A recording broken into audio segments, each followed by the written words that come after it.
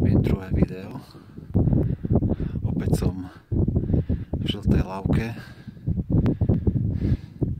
Prvý zjazd bol v strede v tej mladoletým žľabom do doliny. Výstup hangom smerom tadiaľ do Žltej Lávky po Poterio chatu. No a dostal som sa do sedla Žltej Lávky. Je tu úplne krásne slnečne. Troška mi bije srdce, lebo fakt je to tu úžasné. No a chystám sa zlyžovať tento žľab do Veľkej Studenej doliny zo Žltej Lávky. No a streleckým ísť späť.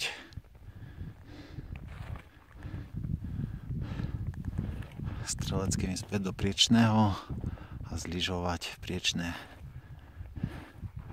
do Malej Studenej doliny a ísť, čo mám oproti v strede, do Baranieho sedla. Tak zatiaľ ahojte.